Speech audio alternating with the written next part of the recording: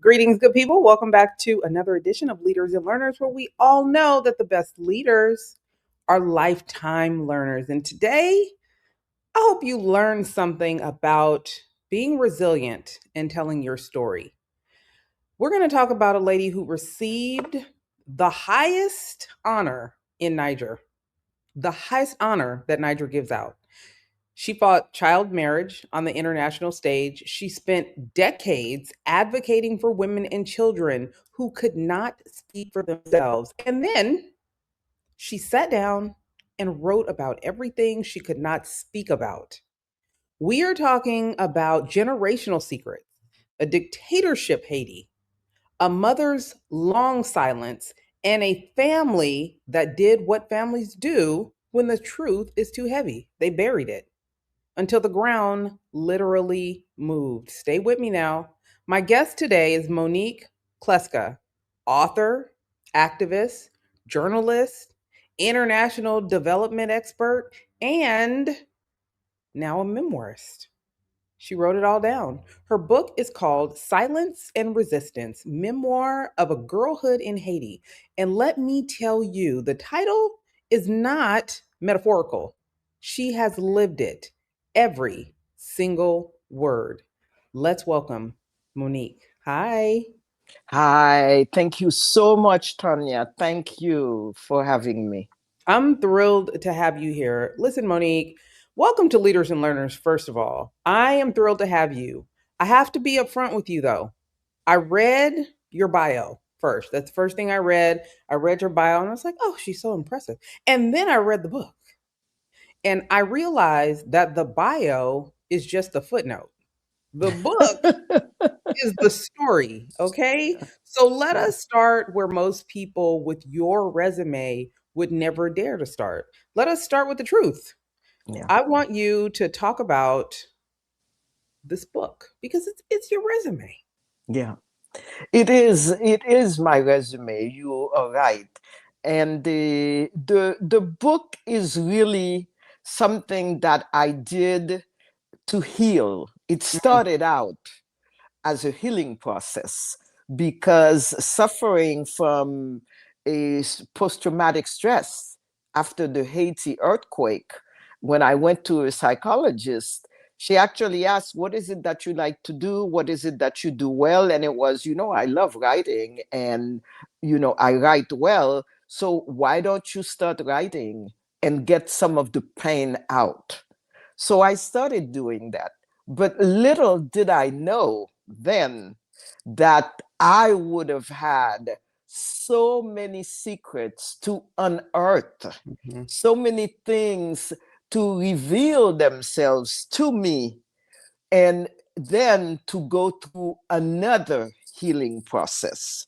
So I think this is what the book is really about. It talks about my childhood. I do talk about my childhood, and that is really most of the book. Growing up under totalitarianism, growing up under ferocious dictatorship, where people are in jail, my neighbors are being disappearing, people are being killed, my father was shot at, and so many violent things that are going on. And sometimes being little, you don't realize that they are oppressing you. You know that, I'm not happy, I'm asking questions, people are not answering. But it's only sometimes afterwards that you realize, wow, I was suffocating. And I think that is one part of it. And then there is another part with my parents who had their own issues, but I only found out later that they had their own issues. Mhm. What I knew was that they were not talking. They were not only talking to us, but talking to each other. And there was such silence. My mother would not respond to us. My father always had a smile when we asked him for something. And other people around, it was the ambient environment was one of silence.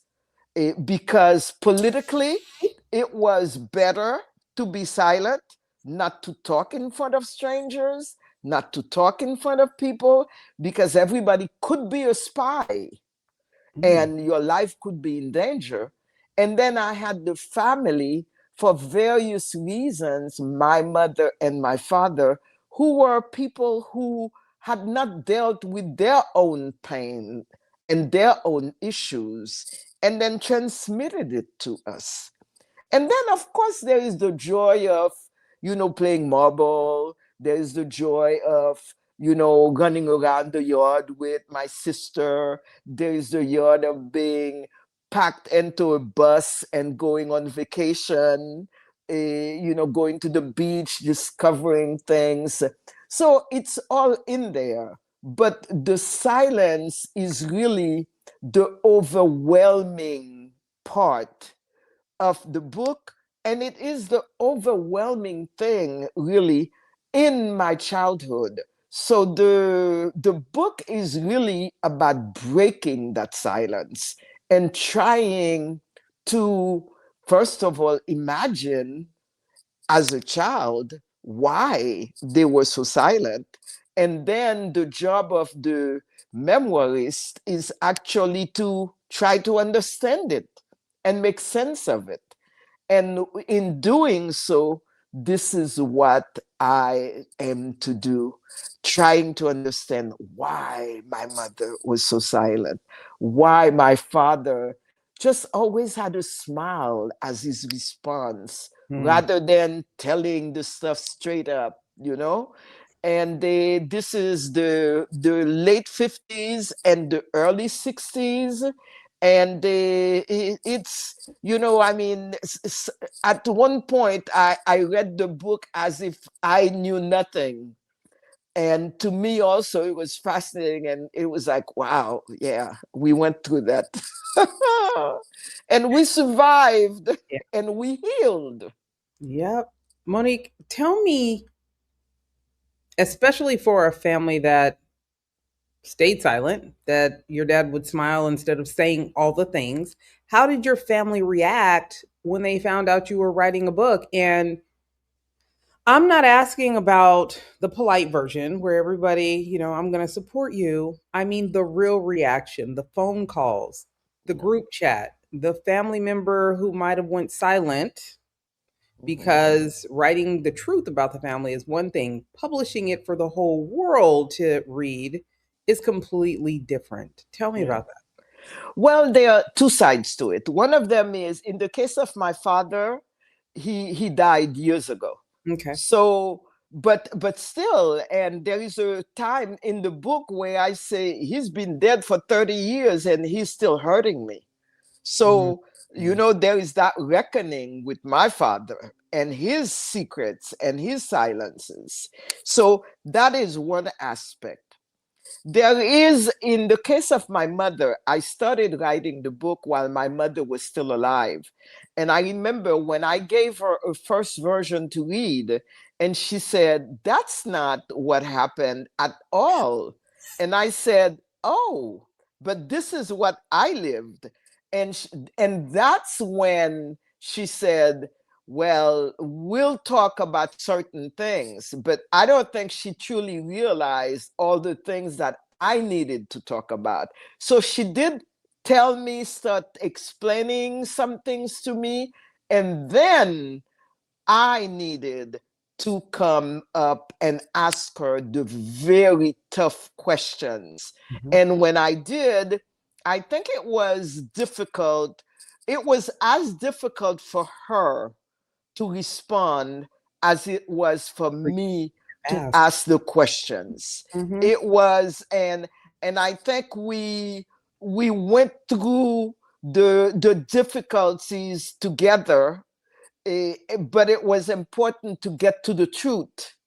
And she was able to tell me things that helped me understand why she did certain things. And I asked, I probed, I really Certain probed, certain you things like know. what? Give me something. Give me an example. Well, for example, I wanted to know why my mother, there was one time my mother told us she was leaving the country, she was leaving us with my father. She told us the night before.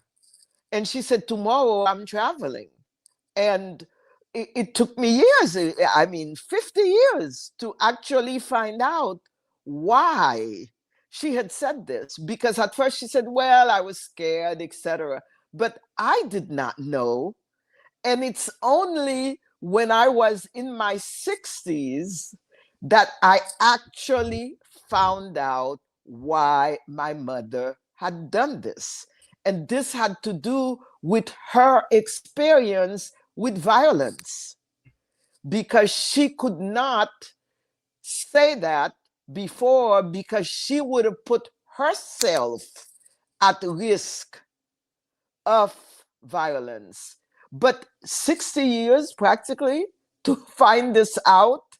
And because my mother was, obviously a very secretive person. And maybe I can't say that she was a very secretive person. Maybe I could say she was a very discreet person, very discreet, classy woman who was not about to tell people about her pain or her difficulties. You know, she bore her burdens, and the people before her bore their burdens. And this is how she grew up. You just don't go out and, oh yeah, I was hurt, yeah, I was beaten up, yeah, I was, no, it just was not about that. And she was classy, she was very elegant, she was a brilliant woman. And she dealt with what she had to deal with, until I started asking, but why? Why did you leave me there? And why did you expose me to my grandmother, your own mother, who beat me up? And so these issues had to be dealt with. And so she had to confront it, because I gave her no choice. We were there an apartment, with music playing, and it was, yes, I need answers, and I need answers so that I can live better, can get beyond that. And I got answers, but it was a difficult process that took decades, until I had the guts to ask. you You know know, this is this is an issue that is cross cultural. I think there's a lot of people that go through this. I recently, probably about 6 years ago, wrote my memoir.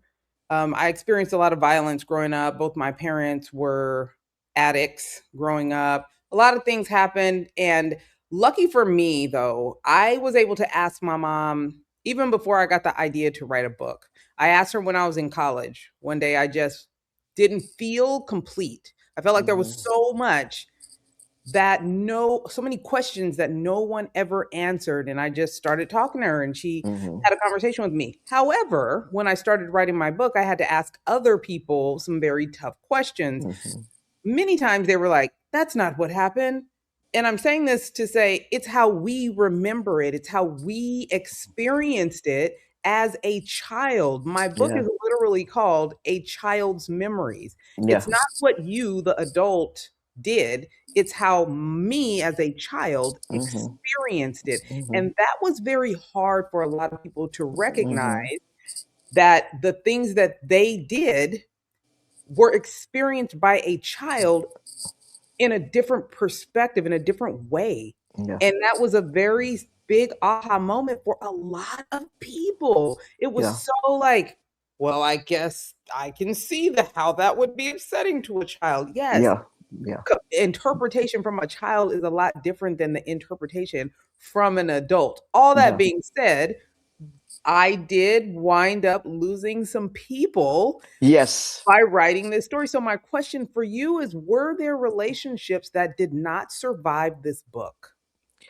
No, because I think there was one that I anticipated perhaps could not have survived it, but unfortunately she died Mm, right, during the COVID events. But I also warned some people. I warned them and said, this might be very difficult for you, and if you have any questions, please take time and give me a call.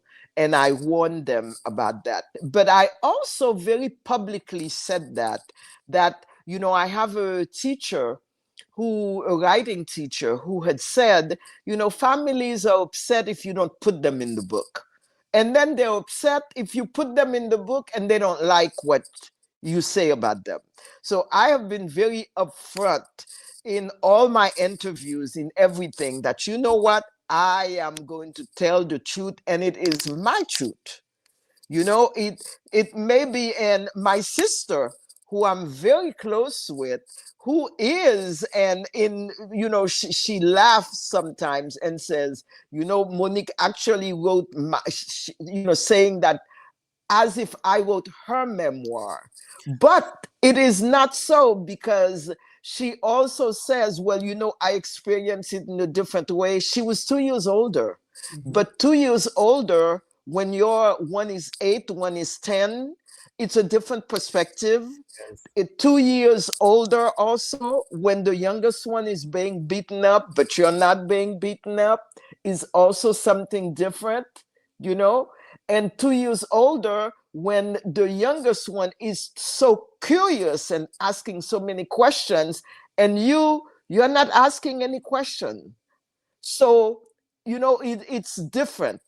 And my reading of my childhood and of what happened also is very different, because my sister tends to be a little bit more like my father, kind of smiling through it, and yeah, that's life, yeah, and you smile through it, whereas me, I'm asking the tough questions and I'm questioning. And as a matter of fact, there is a phrase she says in the book where I say, I'm going to find out. And she says, you're going to find your grandmother's bones. Leave it alone. But I could not leave it Let it go. alone. Couldn't let it go. I cannot let it go. I have to ask, and I have to know. And now I know. And it helped me heal. Yeah. Tonya, it really helped me heal. And I can tell you, I'm a different person once the book was finished. Hmm. And I said, oh, wow. And when I say I found grace, grace just came, but it took years. Yeah. After discovering my father's secret, I had to put the book down. I could not deal with it. I remember I went to one writing workshop, and they said, oh no, this is no good. You're too close to it. I did another workshop. No, no, no. Are you kidding? No, this doesn't work. And it's because I had not yet processed it. There was so much anger. Yeah. And you can write, when you're angry, but then you have to go through it when you're calm and edit. And so it took years. It took years. And that's why I hope really this book can help people heal, can help people ask questions, can help people probe, and Yeah. ask. And I tell people, ask your family, go ask what happened. Don't let it be, because you never know. People, could be accidents or whatever, and say, now is the moment. Seize it and ask, what happened? Monique, Tell I me.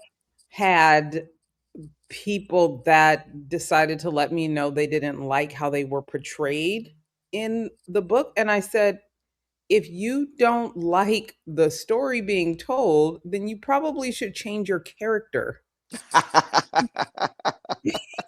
Like, I like that. I cannot change the story, but Yeah, you can change your your character character. and Yeah. how you treat people.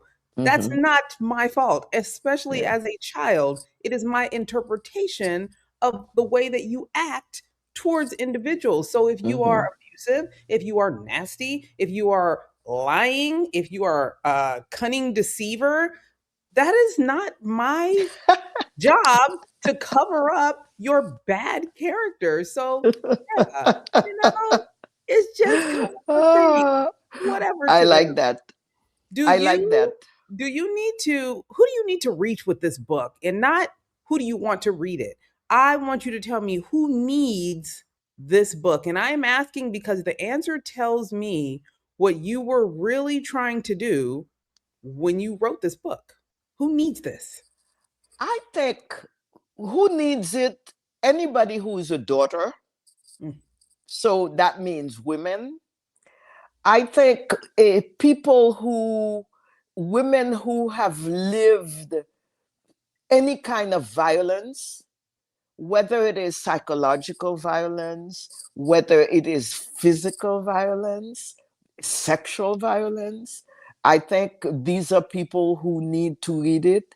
I think also people who have made others suffer violence, people who have brought violence upon others. I think it is important for them to realize what the other feels, what the other is going through when they have to deal with some of those issues. And I think, men and women, because a lot of men have read the book and have told me that it helped them understand, mm, their sisters. It helped them understand their mothers. And I think people also who are going through political upheaval, well, for example, the civil liberties, being suffering to civil liberties, a little bit what's going on in the United States now, where if you can't talk about certain subjects, or if you talk about certain subjects, they might put you in a certain category, because a lot of what we went through in Haiti, under the dictatorship, there are certain similarities with what is going on in the United States now, in absolutely. terms of the totalitarianism, in terms of, well, you can't talk about, you have to show the good side of the people in power, etc., and you may suffer. And I think these people need to read it, as well as people who are migrants and people who are either welcoming or not welcoming migrants. Because in my case, I was a child. I did not ask to come to the United States, but circumstances made me come to the United States. And my mother also, when she got married, it wasn't about going to the United States. No. What happened was she was being violated in her marriage, and she was being violated in her job. There was such constant pressure, and people were disappearing, people were dying. So you're looking for an out. You're looking for a safe haven. And so, for a lot of people, migration is, let me get out of where I'm being hurt, Yeah, and let me go somewhere where I will not be hurt, where I will be protected. yeah, And so, these people on both sides of migration, both sides of violence, both sides of totalitarianism, I think, they can really, men and women and young and older, can really get into the book because I talk about that we do. And I think that's important. I talk about the experiences. So to me, it's a wide range it's a wide audience, but I think there is something there in terms of when you search for the truth. Monique, let us talk about your father. What he did is something I'm not going to soften for the audience. Sexual assault of a child is heinous. So I want to ask you directly, where are you with your feelings about him? Is there love left, or has it kind of curdled into something else? And how did you arrive at somewhere where are you right now? And how did you get there? Like, talk us through that. Well, when I found out what he did, I was just, you know, a, it just, I was undone, totally undone. And even more important is the fact that I have worked with a lot of victims of a sexual violence, a domestic kind of violence. So I have heard their stories, and I know, the search for justice is important to rebuild yourself. And I felt like I had been violated, even though I was not the one who was violated. And and in a way I was violated because the trust that I had, the complete trust that I had in my father was totally shattered. And so it took me a very long time, months and months, writing, thinking about it, discussing it with my sister, discussing it with myself, trying to make peace with this, trying to understand because, the father I knew was not this man. So I somehow I had to come to either I totally rejected that or I tried to find a way. And after months and months and months of trying to understand what happened, I realized that, first of all, there was no explanation for what he did, but there was some explanation for the relationship that I had with him, meaning I had to make peace with that. I had to explain that to myself so that I could understand that. And once I had done that, then I could find peace with this and realized that, bottom line, he was not a perfect man and he wasn't even a perfect father because the book goes into a lot of issues with the other children that he did not treat properly. But he treated me and my sister Viola as well as any father could treat their children. We were put on a pedestal and he loved us, he adored us, he spoiled us, he loved us. And so somewhere along the line, I made peace with that. The fact that, yes, he was that guy. For me to be able to say what I have just said shows that I have made peace with that because I realized that it was true. It was not my childhood with him taking us to restaurants, spoiling us, singing to us, driving us to different places. telling me that I could be queen, etc. All of that was, for a little black girl growing up, that was absolutely wonderful. And that's like being put on a pedestal as, wow, you're a beautiful black girl and you will become a beautiful black woman. And he did that. But I he was asked, also heinous, yeah, I asked to because others. Yeah. there's a lot of people in our audience that are navigating exactly this, and I just wanted you to know, uh, they're loving someone who hurt them or someone they love, and they need to see what that reckoning actually looks like.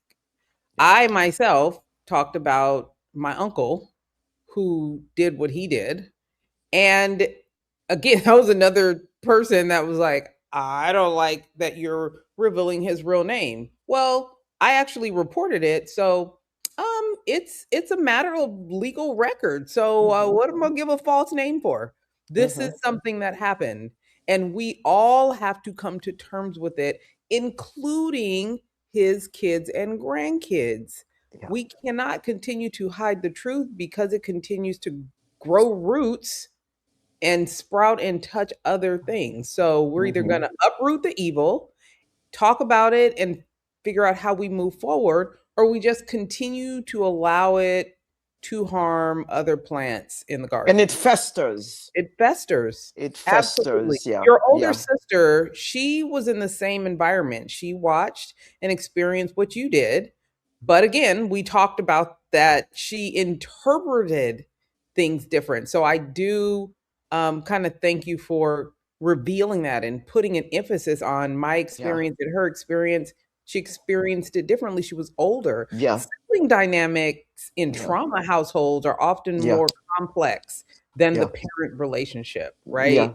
So, Absolutely, yeah. absolutely. And I think, everyone deals, they have their little protective ways of dealing with trauma, but she has told me that it has helped her to face up with Oh, wow. certain facts, even though she's not a writer and she's not the kind who is going to probe like me, but regardless, all of this trauma has really helped. And my nephew, my sister's son, actually told me, thank you. She says, because I'm dealing with it and I'm saying, wow, that was like my grandfather, even though he's dead, even though he did not know him, but still, he said, I had to deal with the fact that this is my grandfather who did this. Yeah. And the guy may have been dead, but still you have to deal with that. And how do I reckon? How do I really put these two people together? This one who is a loving one and this one who is a heinous one. But Yeah. it's the same man, you know and that's what it is. That's what it is. But it was tough, and it's a process. And I think for people who are dealing with that, I have a lot of empathy for them. I understand what they're going through, even though each person has their own reality that they're dealing with.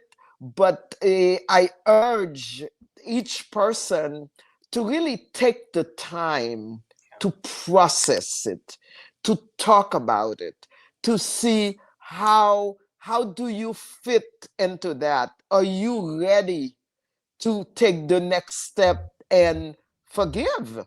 Yeah. Can you forgive? Can you Can forgive? you move forward? And it took me months and months, over a year, to be able to do this. And he's dead.